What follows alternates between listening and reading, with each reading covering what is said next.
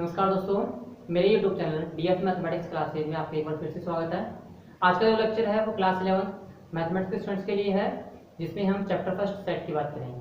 और ये जो लेक्चर है ये आपके चैप्टर फर्स्ट का 11वां लेक्चर है। इस लेक्चर के अंदर हम चैप्टर फर्स्ट के विविध प्रश्नावली के कुछ इंपॉर्टेंट क्वेश्चंस सोल्व करेंगे। ठीक है, तो देखिए आज के जो इस लेक्चर के अंदर इंपॉर्टेंट क्वेश्चंस में मैंने लास्ट लेक्चर के अंदर तो सिर्फ इस एक्सरसाइज के 2 ही क्वेश्चन कराए थे, एग्जाम क्वेश्चन नंबर 1 और क्वेश्चन नंबर 2। ठीक है, लेकिन इस लेक्चर के अंदर हम कुछ इंपॉर्टेंट क्वेश्चंस की और बात करेंगे, जिनमें से एक क्वेश्चन मैं आपको बताता हूँ कौन सा है, क्वेश्चन नंबर 3। ठीक है, क्वेश्चन नंबर 3 दिया गया है। इस क्वेश्चन नंबर 3 में देखो आपको एक सेट दिया गया है ए।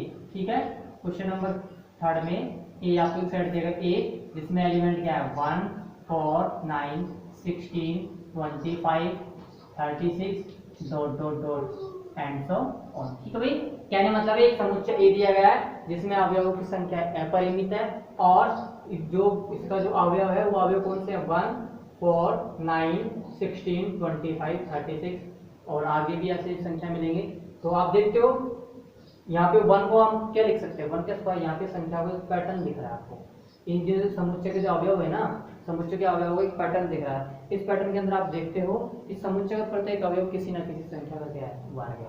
ठीक है, समुच्चय का प्रत्येक अवयव क्या है किसी न किसी संख्या का वर्ग है। जहाँ पे 2 4 क्या है 2 का वर्ग, 9 क्या है 3 का वर्ग, 16 क्या है 4 का वर्ग, 25 क्या है 5 का वर्ग और 36 क्या है 6 का। इसी प्रकार जो आगे संख्या आएंगे वो भी क्या आएंगे, वो आगे आने वाली संख्याओं का वर्ग होगी। ठीक है, आप देखते हो यहाँ पे आप देखते हो ये सेट है, स्टार्ट कहाँ से हो रहा है, ये सेट स्टार्ट हो रहा है 1 से। कहने मतलब इस सेट में सबसे छोटा एलिमेंट कौन सा है, सबसे छोटा एलिमेंट है 1, उसके बाद 4 बड़ा एलिमेंट है, फिर उसके बाद बड़ा एलिमेंट 9 है। तो आप देखते हो इसमें सबसे छोटा एलिमेंट 1 है। इस 1 को मैं क्या लिख सकता हूँ, इस 1 को लिख सकता हूँ 1 का स्क्वायर, इस 4 को मैं क्या लिख सकता हूँ 2 का स्क्वायर, इस 9 को मैं लिख सकता हूँ 3 का स्क्वायर, इस 16 में मैं लिख सकता हूँ 4 का स्क्वायर। कहने का मतलब है इस समुच्चय के प्रत्येक अवयव किसी न किसी प्राकृत संख्या क्या है वर्ग है। ठीक है भाई, इस समुच्चय का प्रत्येक अवयव क्या है किसी न किसी संख्या का किसी न किसी प्राकृत संख्या का वर्ग है। ठीक है, तो इस समुच्चय ए को हमें किस रूप में लिखना है, इस समुच्चय ए को हमें नियम रूप में लिखना है। यहाँ पर समुच्चय रोस्टर रूप में दिया गया है, इसको लिखना है नियम रूप में। और लास्ट वाला जो क्वेश्चन था क्वेश्चन नंबर 2, उसमें समुच्चय दिया गया था आपको नियम रूप में, जबकि आपने किस में फाइंड आउट किया समुच्चय रोस्टर रूप में। तो ये क्वेश्चन नंबर 2 का अपोजिट है, इसमें आपको रोस्टर रूप में सेट दिया गया, जबकि फाइंड किसमें करना है नियम रूप में। ठीक है, तो इस समुच्चय का नियम रूप क्या होगा, इस समुच्चय का नियम रूप में आप देखते हो इस समुच्चय ए के अंदर एलिमेंट है। ठीक है, समुच्चय ए के अंदर एलिमेंट है, उन एलिमेंट को आपने क्या मान लिया एक्स। ठीक है, ये एलिमेंट एक्स क्या है, ये एलिमेंट किसी न किसी प्राकृत संख्या का वर्ग है। ठीक है, ये एलिमेंट क्या है किसी न किसी संख्या का वर्ग, और ये संख्या n क्या है, ये संख्या n एक प्राकृत संख्या है। ठीक है भाई, ये संख्या n क्या है एक प्राकृत संख्या है। ठीक है, तो आप क्या कह सकते हो x बराबर n स्क्वायर प्राकृत संख्या का वर्ग है। ठीक है, x बराबर n स्क्वायर क्या है प्राकृत संख्या small n belongs to capital N का वर्ग है। ठीक है, x क्या है, x प्राकृत संख्या स्मॉल n का वर्ग है। ठीक है भाई, तो इस समुच्चय को नियम रूप में आप क्या कैसे लिख सकते हो, इस समुच्चय को नियम रूप में लिख सकते हो कि a बराबर x सच दैट x बराबर n स्क्वायर प्राकृत संख्या n का वर्ग है। ठीक है भाई, ये उन अवयवों का समुच्चय है जो कि क्या है प्राकृत संख्याओं के वर्ग के बराबर। ठीक है, प्राकृत संख्याओं के वर्गों का क्या है ये समुच्चय है। ठीक है, तो ये क्वेश्चन नंबर 3 का क्या हो गया आंसर, जिसमें आपको क्या करना था रोस्टर रूप में सेट किया, इसको नियम रूप में फाइंड आउट करना था। तो ये आपको क्वेश्चन नंबर 3 हो गया। ठीक है, अब उसके बाद देखो क्वेश्चन नंबर 3 में आपने देखा कि x के यहाँ पे x बराबर n का क्या प्राकृत संख्या वर्ग है। तो आप इसके अकॉर्डिंग देखते हो तो इस क्वेश्चन का ऑप्शन सी, इस क्वेश्चन नंबर 3 का ऑप्शन सी क्या है करेक्ट है। ठीक है भाई, अब उसके बाद नेक्स्ट चलते हैं क्वेश्चन नंबर 4 पर।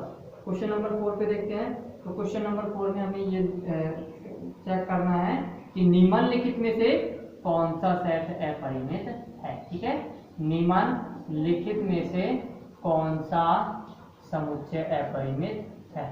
ठीक है भाई, कौन सा समुच्चय अपरिमित ठीक है, तो देखिए कौन सा समुच्चय परिमित है। इसमें ऑप्शन 1 में दिया गया है, ऑप्शन 1 के अंदर दिया गया है एक समुच्चय x जो कि क्या है, जिसमें एलिमेंट x है। ये x क्या है, ये x प्राकृत संख्या है और साथ ही साथ ये x किसका सेटिस्फाई कर रहा है, ये x इस द्विघात समीकरण को सेटिस्फाई कर रहा है। ठीक है, ये x क्या कर रहा है, ये x एक प्राकृत संख्या है, मतलब ये सेट उन प्राकृत संख्याओं x का समुच्चय है जो कि इस समीकरण का क्या है, मूल है या इस समीकरण को सेटिस्फाई करते हैं। ठीक है, इसी प्रकार ऑप्शन बी दिया गया है x such that x belongs to n और x स्क्वायर बराबर क्या है, 4। ठीक है, मतलब उन प्राकृत संख्याओं का समुच्चय है जिनका वर्ग किसके बराबर है, 4 के बराबर। ठीक है, ये सेट क्या है, उन प्राकृत संख्याओं का वर्ग है जिनका ये सेट उन प्राकृत संख्याओं का समुच्चय है जिनका वर्ग कितना है, 4 है। ठीक है, इसी प्रकार तीसरा सेट देखो, तीसरे सेट में आपको दिया गया है अवयव x, और अवयव x क्या है, प्राकृत संख्या है, लेकिन प्राकृत संख्या तो लेकिन किसको सेटिस्फाई कर रही है, ये सेटिस्फाई कर रही है इस इक्वेशन 2x - 1 बराबर 0। ठीक है, ये किसको सेटिस्फाई कर रही है, ये उन प्राकृत संख्याओं का वर्ग जो कि इस समीकरण को क्या करते हैं, सेटिस्फाई करते हैं। ठीक है, इसी प्रकार ऑप्शन डी देखो, ऑप्शन डी के अंदर एलिमेंट के रूप में x है और x क्या एक प्राकृत संख्या है, साथ ही साथ x प्राकृत संख्या है लेकिन x क्या है, एक अभाज्य संख्या भी है। ठीक भाई, x क्या है, एक अभाज्य संख्या है, x क्या है, एक अभाज्य संख्या है। ठीक है, तो देखो अब आपको बताएं इनमें से कौन सा सेट अपरिमित है। ठीक है, तो इस सेट, सबसे पहले सेट ए की बात करते हैं। ऑप्शन ए की, ऑप्शन ए में एक सेट दिया गया है, उस सेट में एलिमेंट के रूप में x है और ये x क्या है, प्राकृत संख्या, और कौन सी प्राकृत संख्या जो कि इसका मूल हो। तो इसके मूल कौन कौन से निकलेंगे, इसके मूल निकलेंगे 1 और 2। ठीक है, इसके मूल कौन कौन से निकलेंगे, 1 और 2, जहाँ पे 1 और 2 क्या है, प्राकृत संख्या है। कहने मतलब है इस सेट का रोस्टर रूप में क्या, ये सेट का रोस्टर रूप क्या है, समुच्चय 1 और 2। ठीक है, फिर इसी प्रकार इस सेट के अंदर एलिमेंट कौन कौन होंगे, इस सेट के अंदर वही प्राकृत संख्या होंगी जिनका वर्ग कितना हो, 4। तो सिर्फ एक कौन सी प्राकृत संख्या है जिसका वर्ग 4 होता है, ओनली एक ही प्राकृत संख्या 2 जिसका वर्ग कितना होता है, 4। इसी प्रकार ऑप्शन सी में आते हो तो उन प्राकृत संख्या को समुच्चय देगा जो कि इसको सेटिस्फाई करते हो। आपको पता है कि ऐसी कोई प्राकृत संख्या नहीं है जो कि इसको सेटिस्फाई कर सके, क्योंकि इसका मूल क्या होगा, 1/2, और जो कि 1/2 क्या होता है, प्राकृत संख्या नहीं होती। तो ये कैसा सेट हो गया, ये आपका एम्प्टी सेट हो गया, ये आपका एकल समुच्चय हो गया। ठीक है, ये कौन सा सेट है, एकल समुच्चय जिसमें केवल एक अवयव है, ये कौन सा सेट है, एम्प्टी सेट है। फिर उसके बाद आते हैं अगले ऑप्शन डी की, ऑप्शन डी में वे प्राकृत संख्याएं जो कि क्या है, अभाज्य है। तो ए अभाज्य संख्याएं कितनी होती हैं, अभाज्य संख्याओं का समुच्चय हमेशा अपरिमित होता है। ठीक है, क्योंकि ढेरों अब इतनी अपरिमित अभाज्य संख्याएं एग्जिस्ट हैं संख्याओं के समुच्चय। ठीक है, अपरिमित अभाज्य संख्याएं एग्जिस्ट है किसके अंदर, संख्याओं के समुच्चय के अंदर। तो ये वाला जो समुच्चय, ये कौन सा समुच्चय है, अपरिमित समुच्चय। कहने मतलब है क्वेश्चन नंबर 4 का ऑप्शन नंबर डी क्या है, करेक्ट है। ठीक है भाई, उसके बाद देखो, उसके बाद क्वेश्चन नंबर 5 देखो। क्वेश्चन नंबर 5 में आपको एक सेट दिया गया है ए, ठीक है, जिसमें एलिमेंट है ओनली एक, कौन सा, 0। सेट बी दिया गया है, उसमें एलिमेंट x है और वो x क्या है, वो x 15 से तो बड़ा है। ठीक है, साथ के साथ किससे छोटा है, वो x छोटा है 5 से। और इसी प्रकार एक और सेट दिया गया है, एक और सेट दिया गया है, ये सेट कौन सा है, C। इस C के अंदर एलिमेंट कौन है, x, और वो x क्या है, वो एक घातीय समीकरण x - 5 बराबर 0 का मूल है। इसी प्रकार नेक्स्ट आपका सेट दिया गया है D, D में भी अवयव x है जो कि क्या है, जिनका वर्ग किसके बराबर है, 25 के बराबर है। और साथ के साथ एक लास्ट फाइनल सेट दिया गया है E, E क्या है, E बराबर है x सच दैट x समीकरण x² - 2x - 15 का एक धन पूर्णांक मूल है। 15 का एक धन पूर्णांक मूल है, ठीक है। 15 का एक धन पूर्णांक मूल है, ठीक है। ये आपको क्वेश्चन नंबर 5 में 5 सेट दिए गए हैं, A B C D E. Set A में एक ही एलिमेंट है, कौन सा? 0। सेट बी में वे एलिमेंट है जो कि किससे बड़े हैं? 15 से तो बड़े हैं, और किससे छोटे हैं? 5 से छोटे हैं। सेट सी में वे एलिमेंट एक्स है जो कि किसको सेटिस्फाई कर रहे हैं? इस एक घातीय समीकरण, बहुपद समीकरण x - 5 बराबर 0। सेट डी में वे संख्या x है जिनका वर्ग किसके बराबर? 25 के बराबर। और सेट ई में वे संख्या x है जो कि क्या है? इस समीकरण का एक धन पूर्णांक मूल है, ठीक है। तो हमें क्या बताना है? तो हमें बताना है कि समान समुच्चयों का युग्म कौन सा है, ठीक है भाई। समान समुच्चयों का युग्म है, ठीक है। कौन से समुच्चयों का युग्म समान है, ठीक है। मतलब कौन कौन से समुच्चय समान है वो युग्म बताना आपको। अब आपको पता है सेट ए के अंदर सबसे पहले सेट ए के फाइंड आउट करो। सेट ए के आपने फाइंड आउट कर लिया रोस्टर रूप में। तो सेट ए में एलिमेंट कौन है? ओनली सेट ए में 0। सेट बी में बताओ, सेट बी में कौन कौन सी संख्याएं हैं? सेट बी में जब आप बात करते हो तो सेट बी के अंदर वे संख्याएं हैं जो 15 से भी बड़ी हो और साथ साथ 5 से भी छोटी हो। तो ऐसी कोई सी भी संख्या नहीं है एग्जिस्ट जो 15 से भी बड़ी हो और 5 से भी छोटी हो। तो कहने मतलब है समुच्चय बी कैसा है? एम्प्टी सेट है, ठीक है। इसी प्रकार सेट सी के अंदर उन संख्याओं का समुच्चय जो कि इसका मूल हो। तो इसका मूल क्या आएगा? इसका मूल आएगा 5, ठीक है। इसका मूल क्या आएगा? 5। तो सेट सी में एक एलिमेंट कौन सा होगा? 5। इसी प्रकार सेट डी के अंदर वे संख्याएं हैं जिनका वर्ग कितना होता है? 25 का। ऐसी कौन कौन सी संख्या जिनका वर्ग 25 हो? 5 और -5, ठीक है। 5 और -5। फिर लास्ट आता है सेट ई। सेट ई के अंदर इस द्विघात समीकरण का कौन सा मूल होगा? सेट ई के अंदर इस द्विघात समीकरण का धन पूर्णांक मूल होगा। तो इसका मूल फाइंड आउट करो सबसे पहले तो, और चेक करो कि इनमें से धन पूर्णांक मूल कौन सा है। तो इसके मूल होंगे x² - 2x - 15 बराबर 0 आपके द्विघात समीकरण है। तो ऐसी दो संख्या फाइंड आउट करो, जोड़ने पे तो -2 आए और मल्टीप्लिकेशन पे -15 है। तो कौन कौन सी है? -5 और +3, ठीक है। कौन कौन सी है? -5 और +3, ठीक है। तो ये ऐसी दो संख्या है।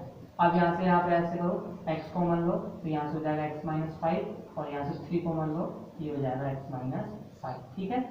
अब यहाँ से x - 5 कॉमन आ जाएगा तो क्या शेष बचेगा? x + 3 बराबर 0, ठीक है। तो यहाँ से आप क्या निष्कर्ष निकाल सकते हैं? x बराबर 5 और -3। लेकिन आपको ये दोनों के दोनों पूर्णांक है, लेकिन आपको कौन से पूर्णांक लेने हैं? जो कि धनात्मक पूर्णांक हो। इसका धनात्मक पूर्णांक कौन सा है? 5, ठीक है। इसका धनात्मक पूर्णांक कौन सा है? 5। तो सेट ई के अंदर एक ही संख्या जाएगी, कौन सी? 5, ठीक है। कौन सी जाएगी? 5। तो अब आपको बताना है कौन से समुच्चय समान है। तो ये दोनों के दोनों समुच्चय कैसे हैं? समान समुच्चय।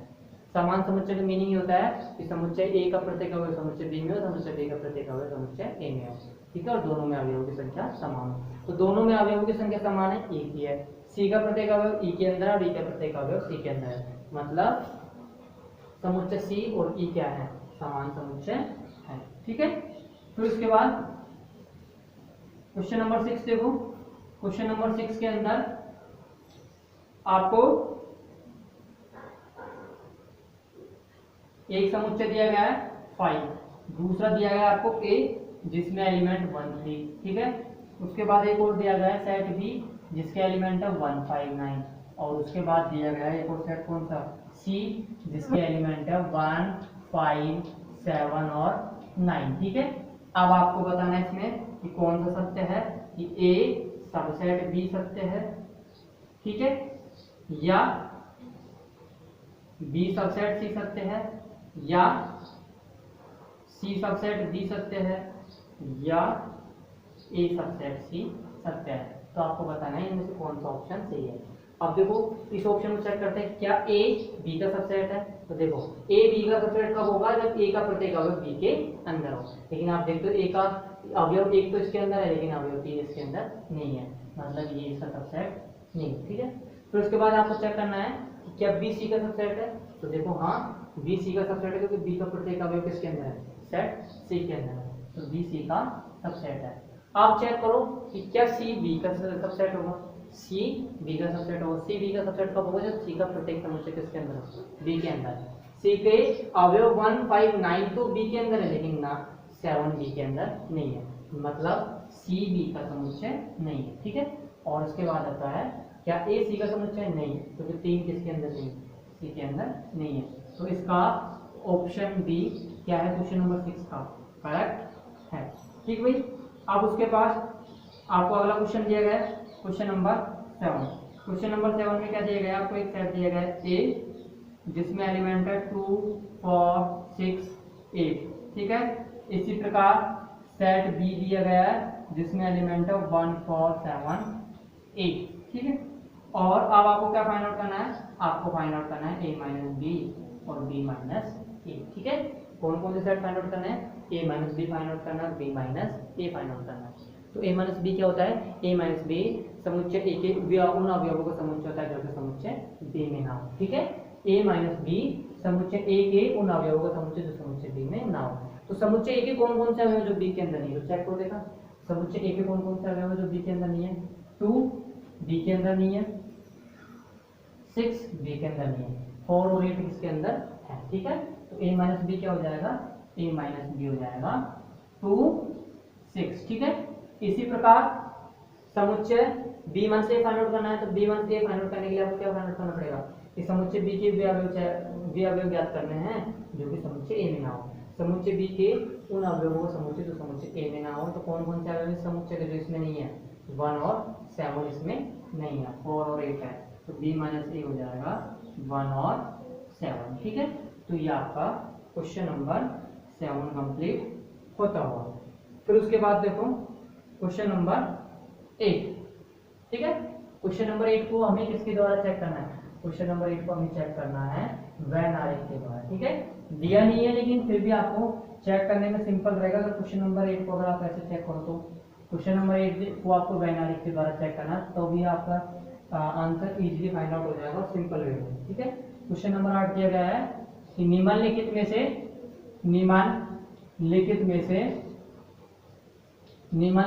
से कौन सा सत्य है?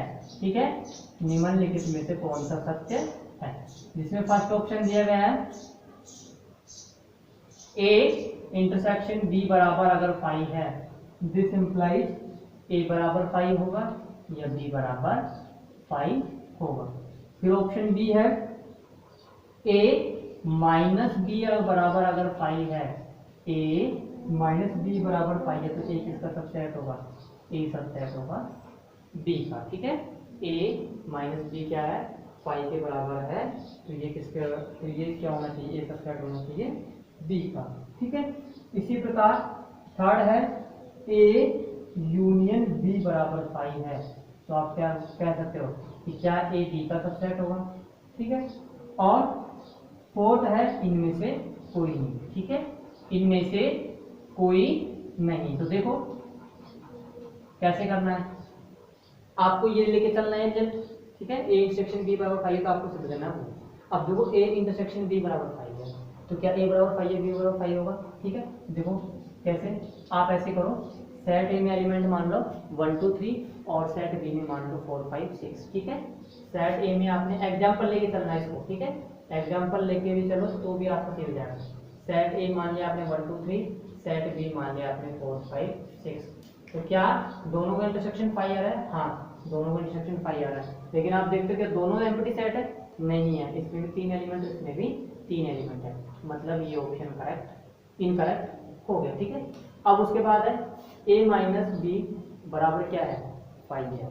a माइनस बी बराबर क्या होना चाहिए? 5 होना चाहिए। अगर a माइनस बी बराबर 5 है तो क्या आप कह सकते हो कि a सबसेट होगा b का। ठीक है, देखो a बराबर आपने ले लिया 1 2 3, ठीक है, और b बराबर आपने ले लिया 4 5 6। अगेन ये एग्जांपल ले लो। ठीक है, अब आप देखो कि a माइनस बी क्या आ रहा है? a माइनस बी, सॉरी देखो 5 होना चाहिए। आपने मान लिया कि a बराबर क्या है? 1 2 3 4। ठीक है, और b बराबर क्या है? b बराबर आपने मान लिया 1 2 3 4 ठीक और 5 ठीक है। ये आपने सेट ए मान लिया, ये आपने सेट बी मान लिया। अब a minus B find out करो। a माइनस बी के अंदर कौन कौन से अवयव होंगे? a माइनस बी के अंदर समुच्चय के भी अवयव होंगे जो समुच्चय b में नहीं होंगे ठीक है। तो a माइनस बी क्या होगा? a माइनस बी यहाँ से फाइंड आउट करते हैं तो क्या आ रहा है 5। a माइनस बी 5 आ रहा है तो आप क्या कह सकते हो यहाँ से a माइनस बी 5 आ रहा है और आप देख रहे हो कि a किसका सबसेट है? b का। तो आप क्या कह सकते हो जब a माइनस बी अगर 5 हो तो a किसका सबसेट होगा? a सबसेट होगा b का ठीक है। मतलब आपको ऐसे एग्जांपल लेके चलना है जिनमें चेक करना है कि ये सत्य है तो ये भी सत्य होना चाहिए। अगर ये सत्य है और ये सत्य नहीं हो रहा था वो ऑप्शन इनकरेक्ट हो गया, और अगर ये सत्य हो गया तो वो ऑप्शन करेक्ट हो गया ठीक है। तो आप देख रहे हो यहाँ पे a माइनस बी 5 आ रहा है, जबकि a माइनस बी 5 आ रहा है तो आपको ये भी मिल रहा है कि a किसका सबसेट मिल रहा है? b का सबसेट मिल रहा है। मतलब ये वाला ऑप्शन करेक्ट है। तो ये इनकरेक्ट हो गया, ये भी इनकरेक्ट हो गया ठीक है। तो ये आपका क्वेश्चन 8 कंप्लीट होता हुआ ठीक है। अब उसके बाद देखो, अब उसके बाद दिया गया है क्वेश्चन नंबर 9 ठीक है। उसके बाद आपको दिया गया है question number 9।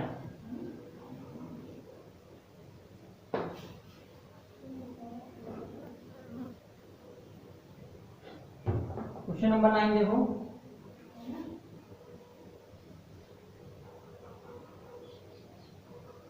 a intersection b बराबर क्या है?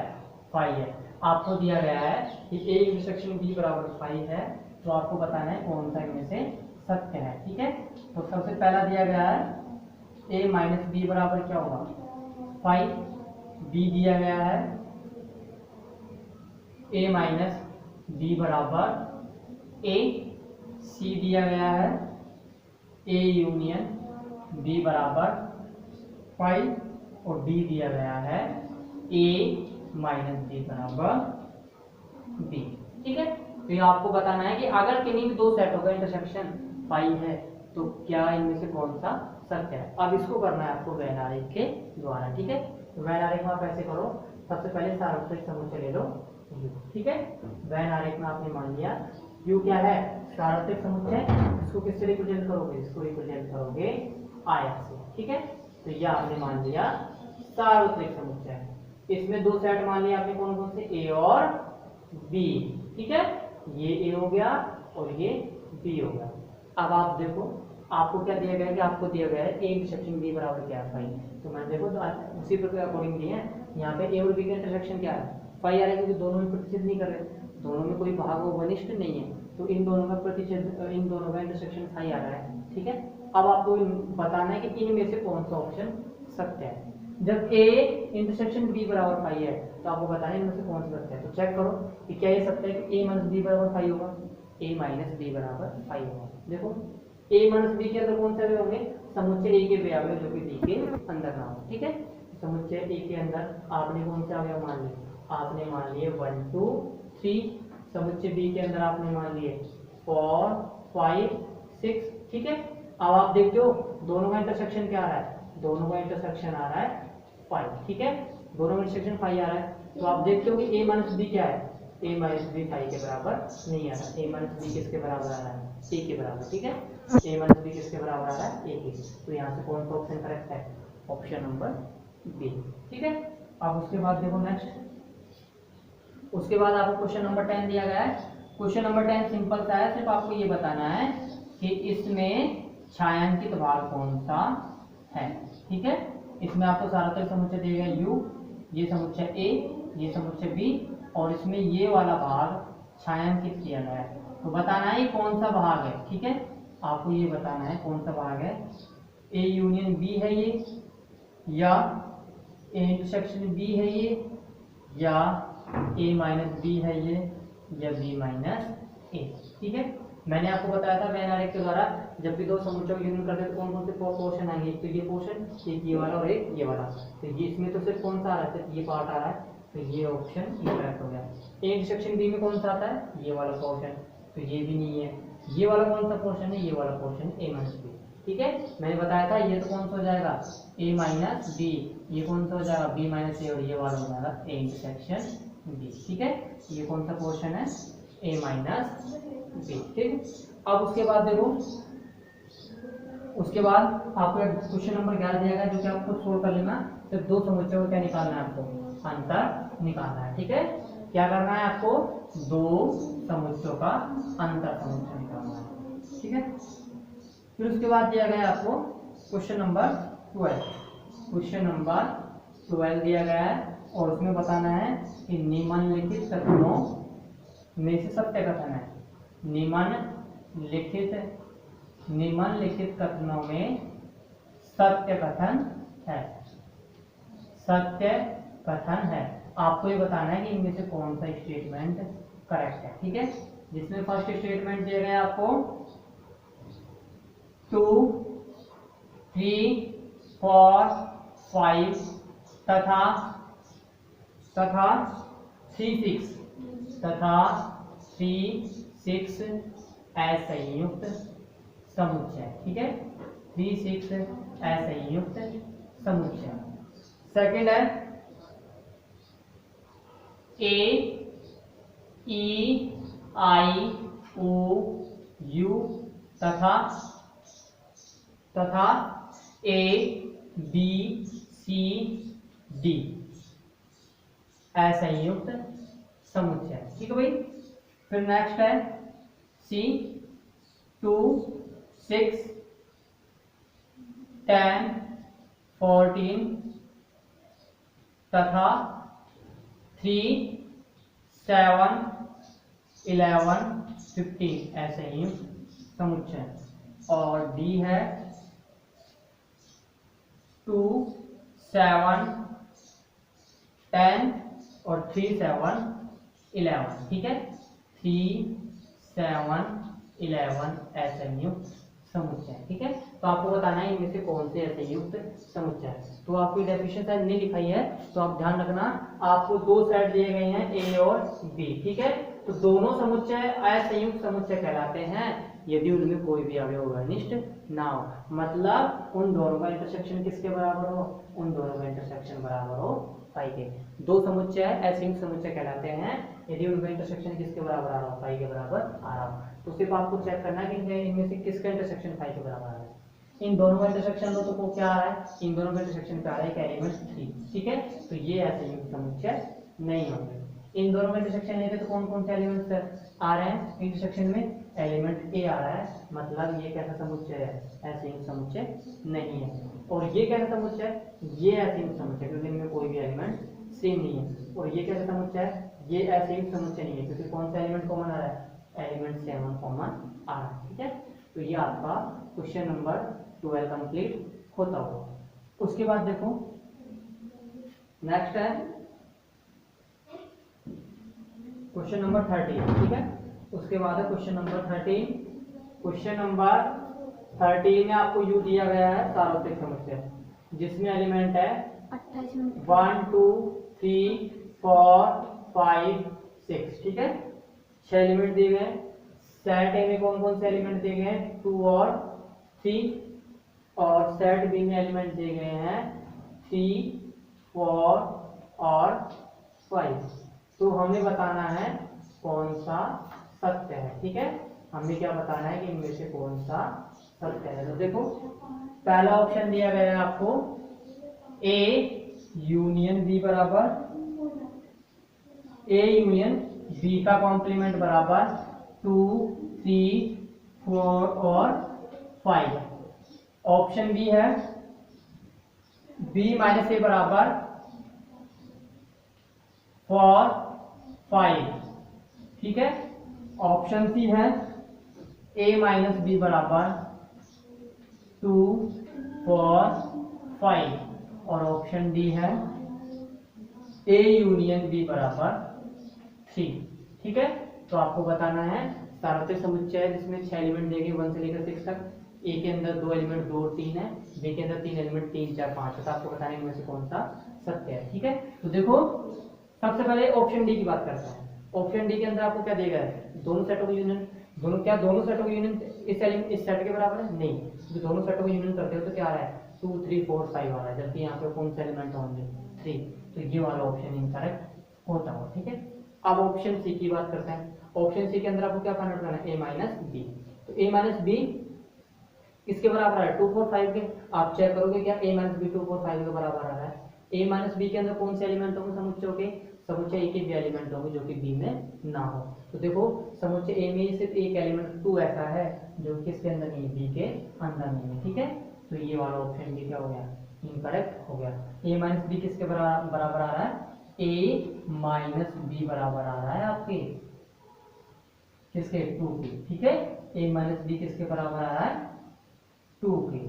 फिर देखो कि क्या b माइनस ए इस सेट के बराबर है, मतलब b माइनस ए में कौन से एलिमेंट होगा, b माइनस ए में समुच्चय b के भी एलिमेंट होंगे जो कि a में ना हो। तो समुच्चय b में कौन कौन से एलिमेंट है 3 4 5, जिनमें से 3 तो सेट a में है लेकिन 4 5 किस में नहीं है, b में, फिर a में नहीं है। ये वाला ऑप्शन करेक्ट हो गया। और फिर उसके बाद आता है a यूनियन b का कॉम्प्लीमेंट। तो a यूनियन b कितना होता है, a यूनियन b होता है 2 3 4 5, तो इसका कॉम्प्लीमेंट क्या है 1 6। तो ये वाला ऑप्शन भी इनकरेक्ट होता होगा। तो इस क्वेश्चन का कौन सा ऑप्शन करेक्ट है, इस क्वेश्चन का ऑप्शन नंबर बी करेक्ट है। ठीक है, तो ये आपका क्वेश्चन नंबर 13 कंप्लीट होता हुआ, और उसके बाद कुछ जो भी बाकी बच रहे हैं क्वेश्चन वो आपके नेक्स्ट लेक्चर में हो जाएंगे। तो आज का जो लेक्चर है वो यहीं पे कंप्लीट होता हुआ, धन्यवाद।